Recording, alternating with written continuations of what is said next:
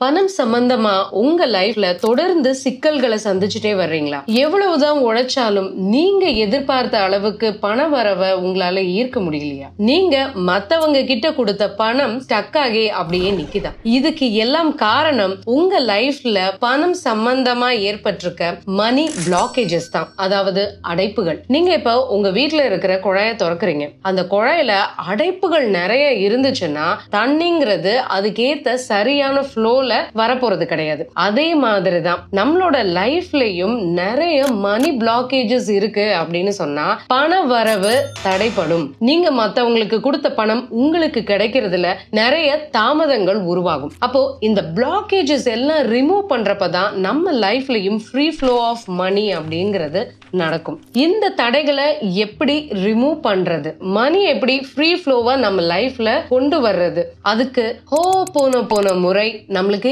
எந்த விதத்துல கை கொடுக்க போகுது அப்படிங்கறத பத்தி எல்லாம் தான் இந்த வீடியோல நம்ம பார்க்க போறோம்.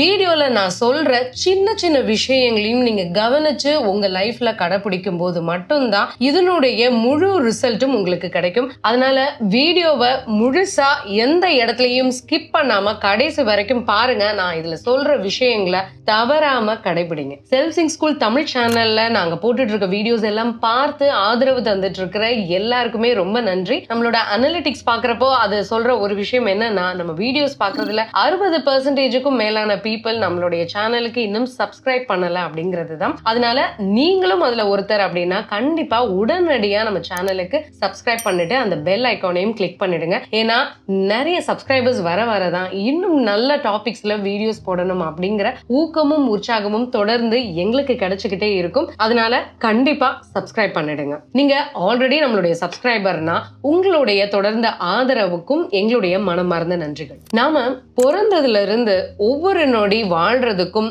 நம்மளுடைய சர்வைவலுக்கு ரொம்ப ரொம்ப அவசியமா தேவைப்படுறது இந்த பணம் தான். ஆனா நம்மள நிறைய பேரு இந்த பணத்தை பத்தின நம்மளுடைய புரிதலை அதிகப்படுத்துறதுக்கு எந்த ஒரு முயற்சியுமே எடுத்துக்கிறது கிடையாது. பணம்னு யோசிக்கிறப்பே நம்ம என்ன நினைக்கிறோம், நல்ல வேலை கிடைச்சா, நல்ல ஒரு தொழில் செஞ்சா, எல்லாத்தையும் விட முக்கியமா அதிர்ஷ்டம் இருந்தா பணம் நம்மள ஆட்டோமேட்டிக்கா தேடி வரும் அப்படின்னு தான் நினைக்கிறோம். அது உண்மைதான். நமக்கு பண வரவு அதிகமா வரணும் அப்படின்னா நம்மளுக்கு கண்டிப்பா அதிர்ஷ்டம் இருக்கணும். அதிர்ஷ்டம் அப்படிங்கிறது நம்ம கண்ட்ரோல்ல இல்லாம அது இஷ்டத்துக்கு வர்றது அப்படின்னு தான் நிறைய பேர் நினைச்சிட்டு இருக்கோம். ஆனா அப்படி கிடையாது. உண்மையிலேயே அதிர்ஷ்டம் அப்படிங்கிறது நம்மளுடைய எனர்ஜியை பொறுத்தது. நீங்க ஒரு ஹை ஃப்ரீக்வன்சி எனர்ஜியில ஆப்ரேட் ஆகக்கூடிய ஒரு நபர் அப்படின்னா நீங்க உங்க லைஃப்ல தேவையான விஷயங்களை, பணத்தை ஈஸியா ஈர்ப்பீங்க, அதிர்ஷ்டசாலியா மாறுவீங்க. ஆனா அதே சமயத்துல நீங்க எப்பயும் லோ ஃப்ரீக்வன்சி உள்ள நபராவே இருக்கீங்க அப்படின்னா நீங்க நினைக்கிற மாதிரி அதிர்ஷ்டம் இல்லாதவரா இருப்பீங்க. எந்த விஷயமும் உங்களுக்கு அவ்வளவு ஈஸியா கிடைக்காது. சோ எல்லாருக்கும் இருக்கிற ஒரு காமனான நம்பிக்கை மாதிரி அதிர்ஷ்டம்ங்கிறது நம்ம கண்ட்ரோல்ல இல்லாத விஷயம் கிடையாது. நம்ம எப்ப நினைச்சாலும் நம்ம கண்ட்ரோல்ல எடுத்துக்க கூடிய விஷயம். அப்போ அந்த அதிர்ஷ்டம் நம்மளுக்கு வேணும், அந்த ஒரு ஹை ஃப்ரீக்வன்சி ஆஃப் எனர்ஜில நம்ம எப்பயுமே இருக்கணும் அப்படின்னு நினைச்சீங்கன்னா அதுக்கான முதல் படி அப்படிங்கிறது உங்களை சுத்தியும் உங்களுக்குள்ளேயும் இருக்கிற நெகட்டிவ் எனர்ஜியை கிளியர் பண்றதுதான். இந்த நெகட்டிவ் எனர்ஜிஸை எத்தனையோ முறைகள்ல கிளியர் பண்ணலாம். ஆனா அதுலயே ரொம்பவும் சிம்பிளான பவர்ஃபுல்லான ஒரு முறைதான் ஹோபோனோபோனோ அப்படிங்கிறது ஒரு பழங்கால ஹவாய் நாட்டு ஹீலிங் நடைமுறை. இத பத்தி ரொம்ப டீடைல்டா நான் இந்த சேனல்ல ஒரு வீடியோ போட்டிருக்கேன். நீங்க இது வரைக்கும் அந்த வீடியோ பார்க்கலன்னா கண்டிப்பா இந்த லிங்கை கிளிக் பண்ணி அந்த வீடியோவை முழுசா பாருங்க. அது உங்களுக்கு இந்த ஹோபோனோபோனோ பத்தின முழுமையான விவரத்தையும் புரிதலையும் கண்டிப்பா கொடுக்கும். இன்னைக்கு இந்த வீடியோல நம்ம ஹோபோனோபோனோ பத்தி பேசிக்கா பார்ப்போம். அந்த ஹோபோனோபோனோ முறையை யூஸ் பண்ணி எப்படி நம்ம லைஃப்ல இருக்கிற மணி பிளாக்கேஜஸ் கிளியர் பண்ணலாம் அப்படிங்கறத பர்டிகுலரா நம்ம பார்க்க போறோம். ஹோபோனோபோனோ அப்படின்னு சொல்றப்போ இது ஒரு குணப்படுத்தும் முறைன்னு நான் சொன்னேன். அது என்ன மாதிரி வேலை செய்யுது அப்படின்னு கேட்டீங்கன்னா, இந்த ஹோபோனோபோனோல 4 முக்கிய வாக்கியங்கள் இருக்கு. இந்த 4 வாக்கியங்கள் என்ன அப்படின்னா, I'm sorry, please forgive me, thank you, I love you. இப்போ இந்த 4 வாக்கியங்கள் ஏன் இவ்வளவு பவர்ஃபுல்லா மாறுது அப்படின்னு கேட்டீங்கன்னா, நம்ம பேசுற ஒவ்வொரு வார்த்தைகளுக்கும் ஒவ்வொரு ஃப்ரீக்வன்சி இருக்கு. அப்ப நம்ம யூஸ் பண்ற வேர்ட்ஸ் ஹை ஃப்ரீக்வன்சி வேர்ட்ஸா இருக்கிறப்போ ஆட்டோமேட்டிக்கா அது நம்மளுடைய எனர்ஜி லெவலையும் ஹை ஃப்ரீக்வன்சில கொண்டு போய் வைக்கும். நாம இங்க பார்த்த இந்த 4 வாக்கியங்கள், I'm sorry, please forgive me, thank you, I love you. இந்த வாக்கியங்கள் எல்லாமே ஹை ஃப்ரீக்வன்சில இயங்கக்கூடிய வாக்கியங்கள். இந்த வாக்கியங்களை தொடர்ந்து நீங்க உங்க லைஃப்ல சொல்லிக்கிட்டே வர்றப்போ உங்களை அறியாமலே நீங்க அந்த ஹை ஃப்ரீக்வன்சிக்கு போவீங்க. சோ உங்களுடைய பெரும்பான்மையான நேரத்தை நீங்க ஹை ஃப்ரீக்வன்சில செலவழிக்கிறப்போ என்னவாயிடும்னா உங்களை சுத்தி இருக்கிற நெகட்டிவ் எனர்ஜி அண்ட் பிளாக்கேஜஸ் தானா ரிமூவ் ஆக தொடங்கும்.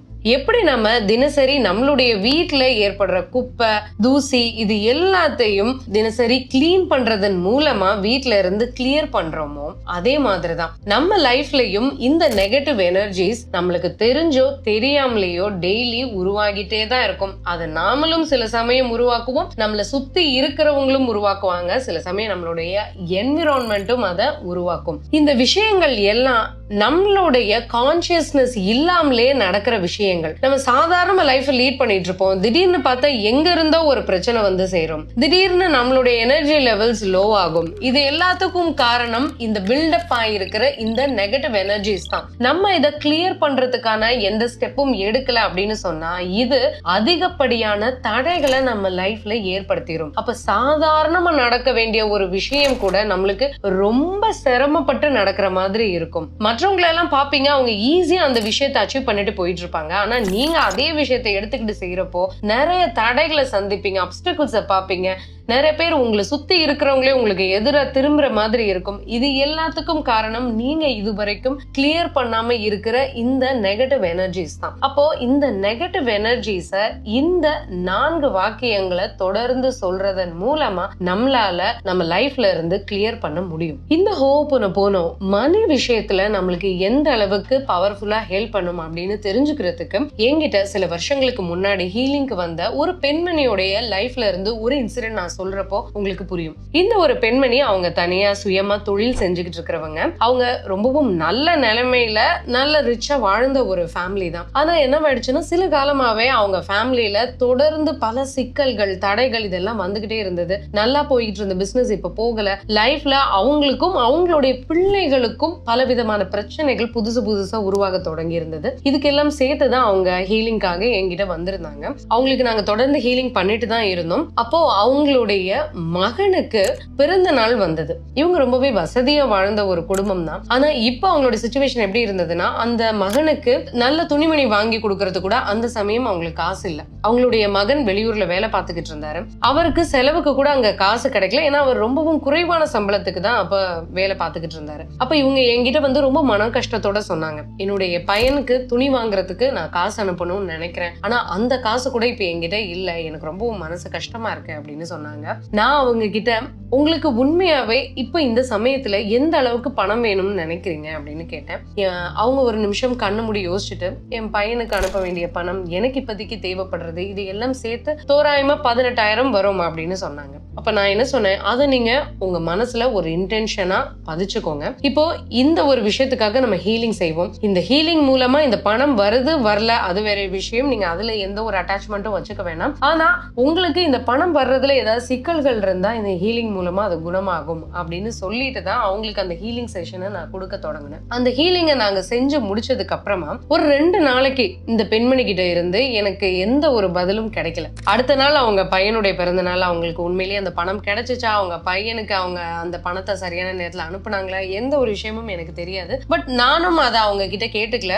என்ன நடக்குதோ அவங்க கண்டிப்பா அதை என்கிட்ட தெரிவிப்பாங்க அப்படிங்கிற நம்பிக்கையில இருந்துட்டேன். அவங்க 2 நாள் கழிச்சு எனக்கு போன் பண்ணாங்க. போன் பண்ணிட்டு அவங்களால சொல்ல முடியல, அவங்களுக்கு அழுக அடக்க முடியாம வந்துட்டு இருந்தது. அவங்க சொன்னாங்க, நம்ம ஹீலிங் செஷன்ல நீங்க சொன்ன விஷயங்களை ஹீலிங் செஷன் முடிஞ்சதுக்கு அப்புறமும் நான் வீட்லயும் செஞ்சுட்டே இருந்தேன். அன்னைக்கு முழுசுமே நீங்க சொன்ன மாதிரி நான் பாசிட்டிவான ஒரு தாட்ஸ்லயே தான் இருந்தேன். என் பையனுக்கு கண்டிப்பா நான் பணம் அனுப்பிட முடியும் அப்படிங்கிற நம்பிக்கை எனக்குள்ள ஏதோ ஒரு விதத்துல ஏற்பட்டு இருந்தது. அப்ப நான் சாதாரணமா எப்பயும் விசிட் பண்ற ஒரு ஃப்ரெண்டோடைய கடைக்கு போயிருந்தேன். அந்த ஃப்ரெண்டோடைய கணவர் என்கிட்ட வந்து திடீர்னு பேச தொடங்கினாரு. அவருக்கு எங்க குடும்பத்தை பத்தி தெரியும், நாங்க இப்ப சந்திச்சுட்டு இருக்க பிரச்சனைகளை பத்தியும் தெரியும். அவர் வந்து என்கிட்ட சொன்னது, உங்க குடும்பம் இப்ப சமீபத்துல ரொம்பவும் பண கஷ்டத்துல இருக்கீங்கன்னு எனக்கு தெரியும். உங்க கணவர் இதுக்கு முன்னாடி எனக்கு பல விதங்கள்லயும் ஹெல்ப் பண்ணி இருந்திருக்காரு. அதனால எனக்கு ஏதோ ஒரு விதத்துல உங்களுக்கு ஹெல்ப் பண்ணணும்னு தோணுது. உங்களுக்கு எதுவும் கஷ்டம் இருந்தா என்கிட்ட சொல்லுங்க, என்னால முடிஞ்ச உதவியை நான் உங்களுக்கு செய்யறேன் அப்படின்னு கேட்டாரு. நான் அவர்கிட்ட ஒரு தயக்கத்தோட தான் எனக்கு இந்த மாதிரி ஒரு கைமாத்தா 18,000 தேவைப்படுது அப்படின்னு நான் சொன்னேன்.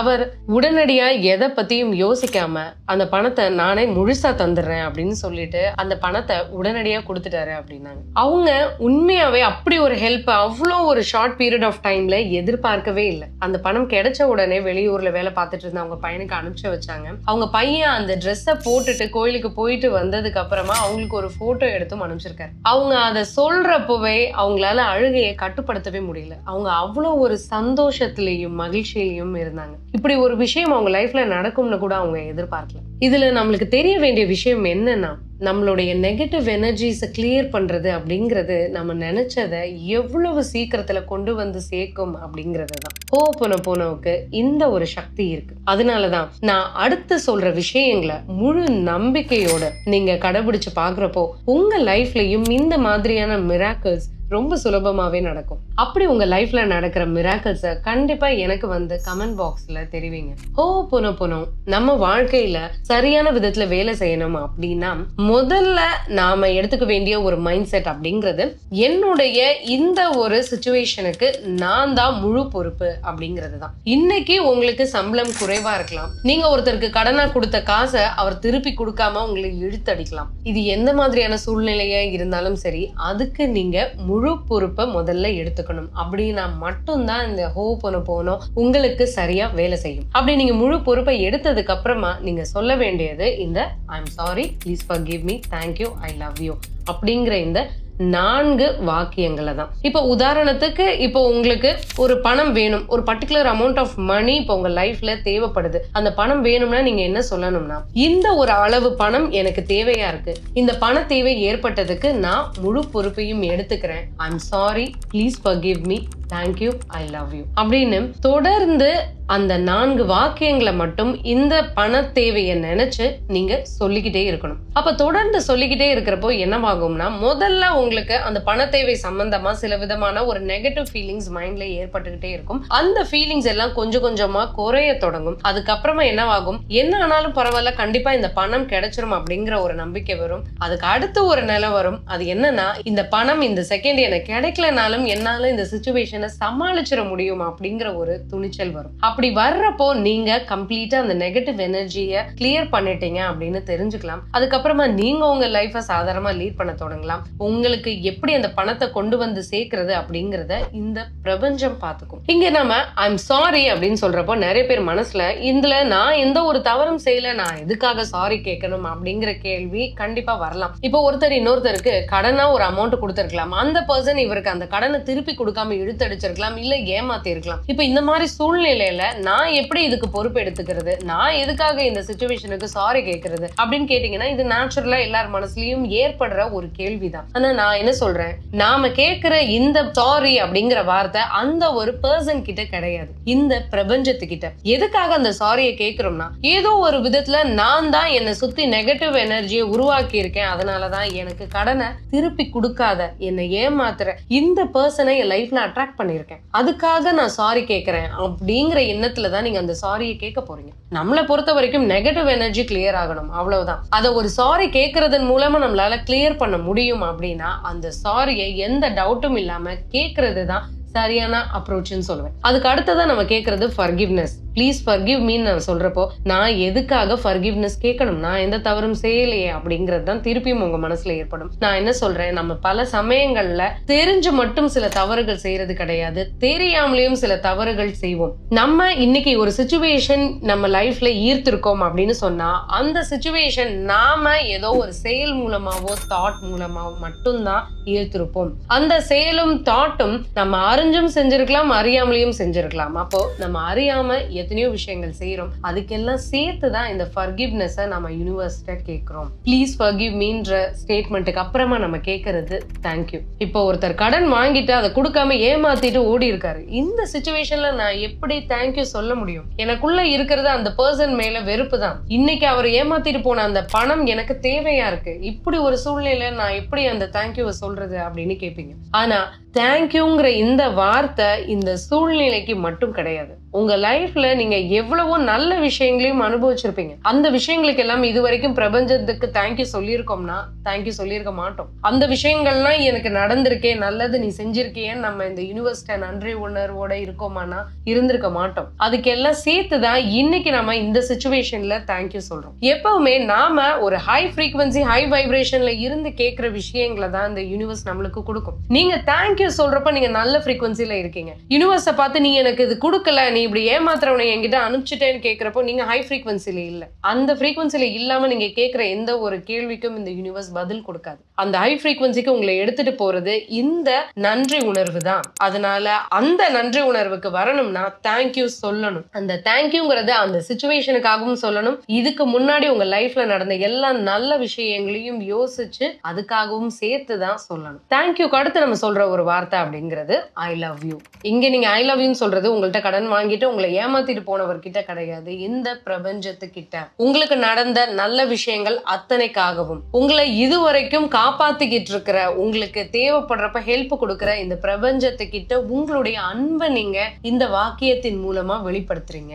ஒரு குழந்தையானது அன்போட கூப்பிடுறப்போ உங்ககிட்ட வரணுமா, இல்ல அதட்டி கூப்பிடுறப்போ உங்ககிட்ட வருமா? ஆப்வியஸா அன்போட கூப்பிடுறப்பதான் இல்லையா? அதே மாதிரிதான் இந்த பிரபஞ்சத்தையும் நம்ம அன்போட நம்மளுடைய ஹெல்ப்புக்கு கூப்பிடுறோம். அப்போ ஐ லவ் யூன்னு நீங்க அந்த அன்பை வெளிப்படுத்துறப்போ அந்த பிரபஞ்சம் உங்களுக்கு ஹெல்ப் பண்ண ஓடி வரும். இப்போ இந்த 4 வாக்கியங்களை எதுக்காக நம்ம கண்டிப்பா சொல்லணும் அப்படிங்கிறது இந்நேரம் உங்களுக்கு தெளிவா இருக்கும். இப்ப நீங்க உங்களுடைய பண பிரச்சனை எதுவா வேணாலும் இருக்கலாம். ஒருவேளை நீங்க அதிக சம்பளத்துடன் கூடிய ஒரு வேலையை எதிர்பார்த்துட்டு இருக்கலாம். அந்த வேலைக்கு நீங்க இதை எப்படி செய்யலான்றத நான் இப்ப சொல்றேன். எனக்கு அதிக சம்பளத்துடன் கூடிய ஒரு வேலை வேணும், இதுக்கான முழு பொறுப்பையும் நான் எடுத்துக்கிறேன். இது சம்பந்தமா என்ன ஒரு நெகட்டிவ் எனர்ஜி என் லைஃப்ல இருந்தாலும் அதை இந்த ஹோபோனோபோனோ மூலமா இந்த நிமிஷம் நான் கிளியர் பண்றேன் அப்படின்னு சொல்லிட்டு I'm sorry, please forgive me, thank you, I love you. I'm sorry, please forgive me, thank you, I love you அப்படின்னு தொடர்ந்து சொல்ல போறீங்க. உங்களுக்கு எப்பெல்லாம் அந்த வேலை வேணும் அப்படிங்கிற எண்ணம் தலை தூக்குதோ, அந்த வேலையை பத்தின பயம் இல்ல எதிர்பார்ப்பு இதெல்லாம் வருதோ, அப்ப எல்லாம் இதே மாதிரி இன்டென்ஷனை செட் பண்ண போறீங்க. முழு பொறுப்பையும் எடுத்துக்க போறீங்க. இந்த 4 வாக்கியங்களை தொடர்ந்து சொல்ல போறீங்க. எத்தனை தடவை சொல்லலாம் அப்படின்னா, இந்த ஒரு இன்டென்ஷன் நிறைவேற வரைக்கும் தினசரி இதை நினைச்சு 108 முறை சொல்லலாம். அதுவும் நல்லதுதான். இல்ல எப்பெல்லாம் ஒரு நாள்ல உங்களுக்கு உங்க வேலை சம்பந்தமான நினைப்பு வருதோ, அந்த நினைப்பு வர்றப்பெல்லாம் இந்த 4 வாக்கியங்களை சொல்லலாம். இந்த 4 வாக்கியங்கள் சொல்றப்ப நீங்க என்ன பண்றீங்க, அந்த வேலைக்கும் உங்களுக்கும் நடுவுல இருக்கிற அந்த நெகட்டிவ் எனர்ஜியை கிளியர் பண்றீங்க. அந்த நெகட்டிவ் எனர்ஜி கிளியர் பண்றப்போ அந்த வேலை உங்களை வந்து சேர்ற அந்த வழியில எந்த ஒரு தடையும் இருக்க போறதுல ஈஸியா அட்ராக்ட் பண்ணுவீங்க. இப்படி நீங்க தொடர்ந்து ஹோபோனோபோனோவை சொல்லிக்கிட்டே இருக்கிறப்போ என்னவாகும் நான் சொல்றேன். நீங்க சொல்றப்போ உங்க மைண்ட் முதல்ல தேவையில்லாத பயத்துல இருந்தும் படபடப்புல இருந்தும் அனாவசியமான குழப்பங்கள்ல இருந்தும் விடுபடும். அப்படி விடுபடுறப்போ உங்க மைண்ட் கிளியர் ஆகும். உங்க மைண்ட் கிளியர் ஆகுறப்போ என்னவாகும்னா, உங்களை நோக்கி ஆப்பர்ச்சுனிட்டிஸ் தானா வரும். உங்களுக்குள்ளேயே எந்த வேலைக்கு அப்ளை பண்ணலாம், அந்த வேலைக்கு என்ன விதமா ப்ரிப்பேர் பண்ணலாம் அப்படிங்கிறது சம்பந்தமான ஐடியாஸ் உருவாக தொடங்கும். அப்போ அந்த கிளியர் மைண்ட்ல இருந்து கிடைக்கிற இன்ஸ்பிரேஷனை எடுத்துக்கிட்டு நீங்க ஒரு ஆக்ஷன்ல இறங்குனீங்கன்னா, அந்த ஆக்ஷன் மூலமா கிடைக்கிற வேலை அப்படிங்கிறது நீங்க எதிர்பார்த்த விதத்திலேயே இருக்கும். அப்ப நீங்க இந்த எதிர்பார்த்த வேலை இல்ல எதிர்பார்த்த பண வரவு அப்படிங்கிறது வரணும்னா ஹோபோனோபோனோ மட்டும் செஞ்சா பத்தாது. மற்ற நேரங்கள்ல ஹோபோனோபோனோ செய்யாத மற்ற நேரங்கள்ல இத பத்தின பாசிட்டிவ் எண்ணங்களை மட்டும் உங்க மனசுல விதைக்கணும். ஹோபோனோபோனோ செஞ்சுட்டு மற்ற நேரம் எல்லாம் என் வேலையை பத்தி குறை சொல்லிக்கிட்டு இருப்பேன், எனக்கு பணம் கொடுக்காதவனை பத்தி மற்றவங்கள்ட்ட எல்லாம் திட்டிக்கிட்டு இருப்பேன் அப்படின்னா நீங்க பண்றது மேலும் மேலும் நெகட்டிவ் எனர்ஜியை கூட்டிக்கிட்டே போறீங்க. சோ நீங்க சொல்ற ஹோபோனோபோனோங்கிறது உங்களுக்கான விஷயங்களை ஈர்க்காது.